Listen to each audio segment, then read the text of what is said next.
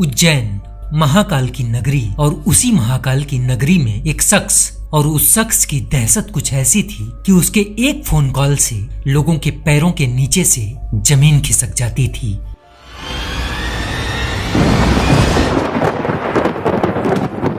माथे पर लाल टीका, आंखों में काजल, कंधे पर काला गमछा, गले में रुद्राक्ष की माला और उसके हाथों में चिलम को देखकर कोई भी कह सकता था कि वह महाकाल का अनन्य भक्त है। वह देखने में जितना भोला और मासूम लगता था, उसके इरादे उतने ही खतरनाक और खौफनाक थे। मात्र 17 साल उसकी उम्र थी, लेकिन उसका खौफ पूरे मध्य प्रदेश में फैला हुआ था। 16 साल की उम्र में उसने जुर्म की दुनिया में अपना कदम रखा था और अपनी जिंदगी के 20 साल भी पूरा नहीं कर सका कि उसकी जिंदगी का अंत हो गया। जिन दोस्तों की वजह से उसने जुर्म की दुनिया में अपना आगाज किया था, उन्हीं दोस्तों की वजह से उसकी जिंदगी मौत के अंजाम तक पहुंच गई। इस दुनिया को उसने 4 साल पहले छोड़ दिया, लेकिन मरने के 4 साल बाद आज भी वह लोगों के जेहन में जिंदा है। नमस्कार दोस्तों, आप देख रहे हैं द क्राइम स्टोरी का special episode the terror of दुर्लभ कश्यप। 8 नवंबर साल 2000, जगह महाकाल की नगरी उज्जैन, इलाका जीवाजीगंज का अब्दालपुरा। मनोज कश्यप और पद्मा कश्यप के घर एक बेटे का जन्म हुआ। महाकाल के सामने कई बार माथा टेकने के बाद इस बच्चे का जन्म हुआ था, लिहाजा माँ बाप ने बड़े प्यार से उस बच्चे का नाम रखा दुर्लभ। कारोबारी पिता और शिक्षिका माँ को लगा कि बेटा पढ़ लिख कर कुछ ऐसा दुर्लभ कार्य करेगा जिससे समाज में उसकी एक अलग पहचान बनेगी, और बड़ा होकर बेटे ने पहचान बनाई भी, लेकिन बेटे की वह पहचान कुछ इतनी खौफनाक थी कि वह पहचान ही उस माँ बाप के लिए नासूर बन गई। बेटे की वह पहचान कुछ इतनी कलंकित थी कि बाप को पूरी दुनिया के सामने कहना पड़ा कि दुनिया का कोई भी बेटा मेरे बेटे के जैसा ना बने, कोई भी मेरे बेटे को कॉपी ना करे। मेरा बेटा जिस रास्ते पर चल पड़ा था, उस रास्ते का अंजाम कभी भी अच्छा नहीं हो सकता है। खैर, माँ बाप ने दुर्लभ को एक अच्छे स्कूल में दाखिला दिलवाया। दुर्लभ की प्रारंभिक शिक्षा काफी अच्छी रही, लेकिन किसी भी बच्चे का प्रारंभिक जीवन कुम्हार के चाक पर रखी उस मिट्टी की तरह होता है कि जहाँ कुम्हार की नजरें अपने चाक से इधर उधर हुई नहीं कि मिट्टी के बर्तन का आकार बिगड़ जाता है। और कुछ ऐसा ही हुआ दुर्लभ के साथ। दुर्लभ के बचपन में ही माँ बाप के रिश्तों में किसी कारणवश तनाव पैदा हो गया और माँ बाप अलग अलग रहने लगे। हालांकि माँ बाप दोनों ही दुर्लभ से बेइंतहा प्यार करते थे। माँ एक शिक्षिका थी, इसलिए उन्होंने दुर्लभ को अपने साथ रखकर पढ़ाना उचित समझा, लेकिन माँ बाप के रिश्ते में यह दूरी उस बच्चे के मन को कुंठित कर रही थी। लिहाजा इस बोझ को संभालने के लिए, इस दर्द को बांटने के लिए दुर्लभ ने दोस्तों का सहारा लिया। यही वो समय था जब दुर्लभ अपनी पढ़ाई से दूर और अपने दोस्तों के नजदीक जा रहा था, और इस दोस्ती का रंग कुछ इतना गहरा चढ़ा कि वह दोस्तों के लिए अपनी जान देने और दोस्तों के लिए किसी की जान ले लेने की बातें करने लगा।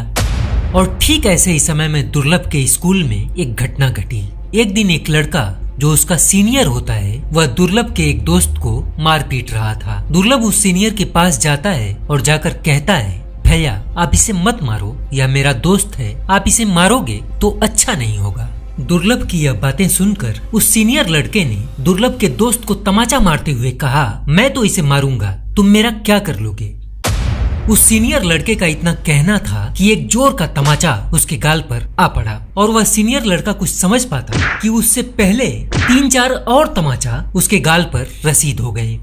दुर्लभ के हाथों अचानक हुए इस प्रहार से वह सीनियर लड़का घबराकर वहां से भाग खड़ा हुआ। दुर्लभ की उम्र कोई ज्यादा तो नहीं थी, लेकिन दुर्लभ की हिम्मत और उसके हौसले को देखकर किसी के भी हौसले पस्त हो सकते थे। दुर्लभ के द्वारा अपने से बड़े लड़के की पिटाई के बाद इस घटना की खबर जब स्कूल के बाकी लड़कों तक पहुंची कि दुर्लभ ने अपने एक दोस्त को पीटने से रोका, और जो बड़ा लड़का उसके दोस्त को पीट रहा था, दुर्लभ ने उसको पीट भी दिया। इस घटना के बाद दुर्लभ का स्कूल के अंदर धीरे धीरे वर्चस्व कायम होता गया। दुर्लभ के दोस्त बढ़ने लगे। दुर्लभ स्कूल के जिस भी कोने में खड़ा हो जाता, वहीं पर उसके दोस्तों की भीड़ इकट्ठा हो जाती। अब सीनियर हो या जूनियर, सब दुर्लभ के पास आते और अपनी अपनी समस्याएं बताते, और दुर्लभ से उन समस्याओं और विवादों का निपटारा करने का आग्रह करते। यह दुर्लभ की जिंदगी का वह समय था जब दुर्लभ के अंदर का विद्यार्थी मर रहा था और उसके अंदर एक हिंसक बच्चे का जन्म हो रहा था, जिसकी दहशत उस पूरे स्कूल में फैल रही थी। और कुछ ऐसे ही हाल और हालात में 10वीं का एग्जाम होता है और दुर्लभ 10वीं की परीक्षा में फेल हो जाता है। और परीक्षा में फेल होने के बाद दुर्लभ और दुर्लभ की टोली का ध्यान धीरे धीरे गुंडागर्दी की तरफ शिफ्ट होता चला गया। अब यह टोली स्कूल का कैंपस छोड़कर दानी गेट के उस इलाके में बैठकी जमाने लगी थी जहां पर लोगों का दाह संस्कार किया जाता है। वहां पर दाह संस्कार करने वाले लोग काला गमछा कंधे पर डाला करते थे और उनके कंधों पर यह काला गमछा दुर्लभ को अपनी ओर आकर्षित करता था। दुर्लभ की उम्र अभी 15-16 साल की थी, लिहाजा बच्चे जैसी शक्ल को थोड़ा वजनी दिखाने के लिए दुर्लभ ने माथे पर टीका, कांधे पर वही काला गमछा जो दाह संस्कार वाले यूज करते थे और आंखों में काजल, गले में रुद्राक्ष की माला और महाकाल की नगरी में चिलम तो हर गली नुक्कड़ में यूं ही मिल जाया करती है। ये सारी चीजें दुर्लभ की उस टोली का, या यूं कहें कि अपराध की कोख से जन्म ले रही उस नवजात गैंग का ड्रेस कोड बन जाता है। अब यह टोली इसी ड्रेस कोड के साथ गैंग में परिवर्तित होती है और धीरे धीरे अपराध की दुनिया में अपने कदम आगे बढ़ाती है। साल आता है 2016। उज्जैन में 26 जनवरी को हर साल फ्रीगंज से दोपहिया वाहन की रैली निकाली जाती है और 2016 के गणतंत्र दिवस की इस रैली में दुर्लभ एक आयोजक के तौर पर इस रैली में शामिल होता है। गणतंत्र दिवस की शुभकामना वाले पोस्टर छपवाए जाते हैं जिसमें मुख्य रूप से दुर्लभ ने अपने फोटो का इस्तेमाल किया था। यह पोस्टर रैली मार्ग पर जगह जगह दुर्लभ की टोली के द्वारा लगवाए जाते हैं। रैली में चलने वाले डीजे और रैली में शामिल लोगों के खाने पीने की जिम्मेदारी दुर्लभ कश्यप को दे दी गई थी। दुर्लभ के अंदर पॉपुलर होने की सनक जिंदा हो रही थी। वह अब ऐसे तमाम लोगों से मेलजोल बढ़ाना प्रारंभ करता है जिनका उस समय उज्जैन में अपराध की दुनिया में सिक्का चलता था। इसी सिलसिले में दुर्लभ की मुलाकात हुई हेमंत उर्फ बोखला से और फिर उसी हेमंत उर्फ बोखला के जरिए दुर्लभ की मुलाकात हुई राहुल किलोसिया से। राहुल किलोसिया जो उस समय डागर परिवार का सबसे नजदीकी माना जाता था। उन दिनों उज्जैन का दानी गेट इलाका डागर और टाक परिवार के बीच वर्चस्व की लड़ाई के लिए जाना जाता था। इस वर्चस्व की लड़ाई की मुख्य वजह थी उज्जैन के कार्तिक मेले में उठने वाला पार्किंग का ठेका। यही कारण था कि डागर परिवार के नजदीकी राहुल किलोसिया ने दुर्लभ और उसकी टोली को अपने साथ ले लिया। राहुल किलोसिया ने डागर फैमिली के एक फार्म हाउस को दुर्लभ कश्यप और उसके साथियों के लिए खोल दिया। अब वहाँ दुर्लभ कश्यप और उसकी गैंग के लड़के जाते और शराब और गांजे के नशे में डूब जाते। बदले में यह लड़के राहुल किलोसिया के कहने पर किसी भी वारदात को अंजाम देने के लिए तैयार रहते। अब दुर्लभ को लोकल बैकअप मिल रहा था और यही वो समय था जहां से दुर्लभ ने अपनी गैंग में और नए लड़कों को शामिल करना प्रारंभ किया। दुर्लभ के इरादे अब सिर्फ पॉपुलर होने के नहीं रह गए थे, बल्कि दुर्लभ के इरादे अब खतरनाक हो रहे थे। वह अपनी दहशत से पूरे उज्जैन पर राज करना चाहता था। लिहाजा वह अपनी इस गैंग को डी कंपनी का नाम देता है और अपनी इस गैंग के लिए कुछ रूल्स भी बनाता है, जिसमें दो चीजों को मुख्य रूप से शामिल किया गया था। पहला था गैंग का ड्रेस कोड और दूसरा था किसी भी वारदात को अंजाम देते समय गैंग का कोई भी लड़का नशे की हालत में नहीं होगा। कुछ ऐसे ही हाल और हालात में एक दिन सुबह जब लोगों की नींद खुली तो फेसबुक की एक पोस्ट को देखकर उज्जैन शहर के साथ साथ पूरा मध्य प्रदेश हिल गया। फेसबुक के इतिहास में शायद यह पहली बार हुआ होगा जब किसी आपराधिक मानसिकता वाले लड़के ने फेसबुक के अपने पेज पर अपने आप को हत्यारा, माफिया और दुर्दांत अपराधी बताते हुए किसी भी प्रकार के अपराध या वारदात को अंजाम देने का विज्ञापन दे डाला था। यह दुर्लभ कश्यप की सनक कहिए या उसका दुस्साहस या फिर उसकी गैंग में जुड़ रहे सैकड़ों लड़कों से मिल रहे हौसलों का नतीजा था कि दुर्लभ खुलेआम पुलिस प्रशासन या कानून को अपने जूते की नोक पर रखने का दुस्साहस कर बैठा था। दुर्लभ कश्यप ने अपनी इस पोस्ट में लिखा था, कुख्यात बदमाश, हत्यारा, पीवर अपराधी। नीचे लिखा था, कोई भी विवाद हो, कैसा भी विवाद हो, किसी भी प्रकार का जमीन का विवाद हो या कब्जा हो, हमसे संपर्क करें। उज्जैन से डाली गई यह पोस्ट उज्जैन की गलियों से निकलकर जिले की सीमाओं को पार करती है और सीधे प्रदेश के गृह मंत्री और मुख्यमंत्री तक भी पहुंचती है। गृह मंत्री पोस्ट को संज्ञान में लेते हुए आला अधिकारियों से बात करते हैं और उस पर कार्यवाही का आदेश देते हैं। पुलिस अपना काम कर ही रही थी कि डागर और टाक परिवार के बीच चली आ रही दुश्मनी के कारण उनके पाले हुए बदमाश लड़कों के बीच गैंगवार हो जाती है। यह 11 जनवरी 2017 की रात थी जब दुर्लभ की गैंग का सामना टाक परिवार से जुड़े हुए कुछ लड़कों से होता है। दुर्लभ की गैंग के लड़कों ने विपक्षी गैंग के लड़कों पर हमला किया और इस हमले में अर्पित उर्फ कान्हा पर चाकुओं से कई वार करके उसको घायल कर दिया। इस घटना के बाद अर्पित को अस्पताल में भर्ती करवाया गया, लेकिन ठीक 2 दिन बाद यानी 13 जनवरी को उसकी मौत हो जाती है। इस मामले में दुर्लभ और उसके साथियों को आरोपी बनाया गया। हालांकि चाकू और हमले के और भी कई मामले इससे पहले दुर्लभ पर थे, लेकिन इस बार मामला अलग था। इस बार किसी की मौत हो गई थी।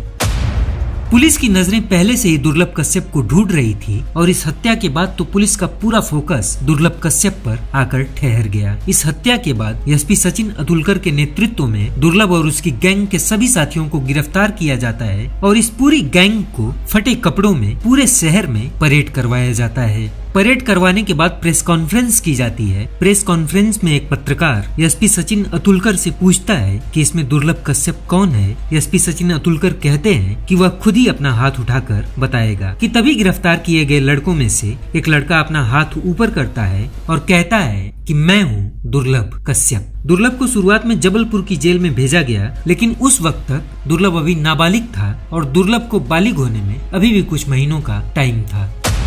अपराध की दुनिया में घूमते घूमते अब दुर्लभ को कानून की कमजोरियां भी पता चल गई थी। लिहाजा दुर्लभ ने इस बात का फायदा उठाया और पुलिस एक्शन के खिलाफ जबलपुर हाईकोर्ट में अपील कर दी और अप्रैल 2019 में हाईकोर्ट ने दुर्लभ के पक्ष में फैसला देते हुए उसे बाल सुधार गृह भेजने का आदेश दिया। बाल सुधार गृह से निकलने के बाद दुर्लभ अपने घर अपनी मां के पास लौट आया। सितंबर 2020 का समय था, लॉकडाउन खुल चुका था, लेकिन उज्जैन में रात का कर्फ्यू अभी भी जारी था। इसी अप्रैल महीने के 7 तारीख को दुर्लभ ने अपने 4-5 दोस्तों को अपने घर पर खाने के लिए बुलाया और खाने पीने के बीच में उसके दोस्तों की सिगरेट खत्म हो गई। नाइट कर्फ्यू के कारण रात में चलने वाले चाय के छोटे मोटे स्टॉल भी बंद हो चुके थे। इसी बीच उन दोस्तों में से एक ने कहा कि मैं हेलावाड़ी इलाके से आ रहा हूँ और वहाँ पर एक चाय की टपरी खुली हुई थी। इतना सुनना था कि दुर्लभ और उसके दोस्त बाइक पर सवार होकर घर से निकल पड़े।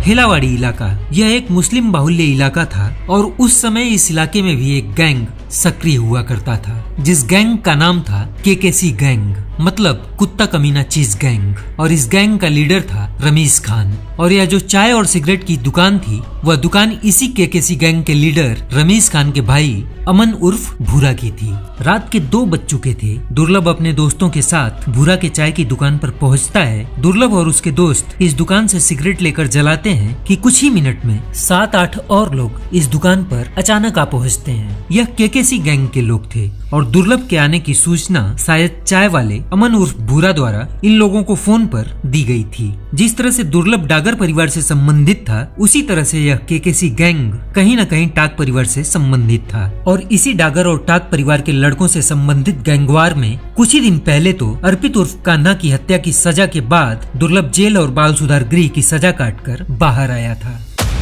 खैर, केकेसी गैंग जब इस चाय की टपरी पर पहुंचता है तो दुर्लभ और उसके साथियों को देखकर केकेसी गैंग का शहनवाज कहता है, आखिर आ ही गए तुम लोग हमारे इलाके में। शहनवाज की इस बात को सुनकर दुर्लभ कहता है, कर देना कुत्तों जैसी बात, क्योंकि इलाका तो कुत्तों का ही होता है। यह नोक झोंक थोड़ा और बढ़ी और इसी बीच दुर्लभ ने तमंचा निकालकर शाहनवाज पर गोली चला दी और यह गोली शाहनवाज के कंधे को हल्का सा घायल करके निकल गई और शाहनवाज वहीं पर गिर पड़ा। और इसके बाद तो केकेसी गैंग के सादाब जहरीला, सिराज बाबा और केकेसी गैंग के अन्य लड़के जो चाकुओं से लैस थे, सबने मिलकर दुर्लभ गैंग पर अपनी पूरी ताकत के साथ हमला कर दिया। दुर्लभ के गैंग में दुर्लभ के अलावा और किसी के पास कोई हथियार नहीं था। लिहाजा अचानक हुए इस हमले के बाद दुर्लभ के दोस्त दुर्लभ को छोड़कर वहां से भाग खड़े हुए और अब दुर्लभ अकेला केकेसी गैंग के बीच फंस गया और इसके बाद केकेसी गैंग के लड़कों ने दुर्लभ पर चाकुओं से वार करना प्रारंभ किया। इस गैंगवार के बाद मौकाए वारदात पर जब पुलिस पहुंची तो खून से लथपथ दुर्लभ की लाश वहां पर पड़ी हुई थी। दुर्लभ को 36 बार चाकुओं से प्रहार करके उसे मौत के घाट उतार दिया गया था। दुर्लभ की जिंदगी अभी 20 साल में भी 2 महीने 2 दिन कम थी और अपनी सनक के चलते यह लड़का अपराध की दुनिया का शिकार हो गया था। दुर्लभ की मौत का सदमा दुर्लभ की मां भी बर्दाश्त नहीं कर सकी और सिर्फ 7 महीने के अंदर उन्होंने भी इस दुनिया को अलविदा कह दिया और अपराध की चकाचौंध ने एक हंसते खेलते परिवार को पूरी तरह से बर्बाद कर दिया। दुर्लभ को आज भी सोशल मीडिया पर ट्रेंड करवाया जाता है, लेकिन हमारे समाज और देश के बच्चे जो दुर्लभ कश्यप में अपना आदर्श देखते हैं, वे यह समझने की कोशिश करें कि अपराध की दुनिया एक ऐसी धधकती आग है जिसमें आपका जीवन सिर्फ झुलसता ही नहीं है बल्कि जलकर पूरी तरह से राख हो जाता है।